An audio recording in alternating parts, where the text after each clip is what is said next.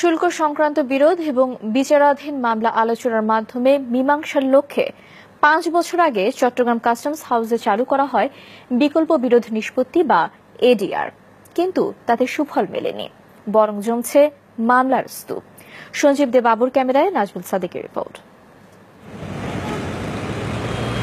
আমদানিকারকদের সাথে কাস্টমসের শুল্ক বিষয়ক আপত্তি বা দ্বিমত নিয়ে মামলায় দীর্ঘসূত্রিতা কমাতে ২০১২ সালে চট্টগ্রাম কাস্টম হাউসে বিকল্প বিরোধ নিষ্পত্তি ব্যবস্থা বা এডিআর চালু করা হয়। প্রায় ৫ বছর পার হয়ে গেলেও এ ব্যবস্থায় সুফল মেলেনি। কাস্টমস কর্তৃপক্ষ বলছে, রায় না হওয়া পর্যন্ত শুল্ক আটকে রাখা যায় বলে মামলাতেই আগ্রহ বেশি আমদানিকারকদের। ব্যবসায়ীদের মধ্যে ধারণা থাকতে পারে যে এই মামলাটা তো হয়তো ৫ বছর ধরে পেন্ডিং আছে, এটা নিষ্পত্তি হতে হয়তো আরো ১০ বছর লেগে যাবে। এখন আমি যদি সেই ২০০০ সালে আমার ২ লাখ টাকা দেওয়া লাগতো, আমি যদি এটা ২০২০ সালেও দেই, আমার ২ লাখ টাকা দেওয়া লাগবে। কিন্তু দেখা যাচ্ছে যে তার যে টাইম ফিল আপ সেই প্রকৃত মূল্য হয়তো অনেক কম হবে। অন্যদিকে সালিশকারীদের ক্ষমতার সীমাবদ্ধতাকে এডিআর ফলপ্রসূ না হওয়ার কারণ বলছেন সংশ্লিষ্টরা। এডিআর যিনি সালিশকারক, ওনার কিন্তু কোনো ক্ষমতা নেই। উনি হচ্ছে দুই পক্ষের মধ্যে সমঝোতা করার দায়িত্ব।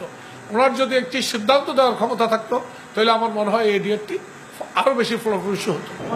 বর্তমানে আদালতে বিচারাধীন ৯,২৭৩ মামলায় আটকে আছে কাস্টমসের প্রায় ১,১১৫ কোটি টাকার বেশি রাজস্ব দাবি। তাই দেশের স্বার্থেই এডিআর ব্যবস্থা কার্যকরে সকলকে আন্তরিক হওয়ার আহ্বান কাস্টমস কমিশনারের।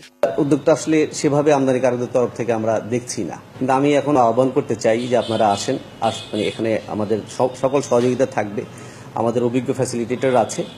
কাজে আপনারা যদি এডিআরে আসেন, আমার ধারণা যে আমরা সম্মানজনক একটা নিষ্পত্তিতে অবশ্যই যেতে পারবো।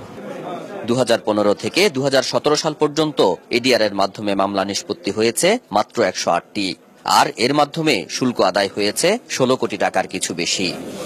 নাজমুল সাদিকি, মাছরাঙ্গা সংবাদ, চট্টগ্রাম।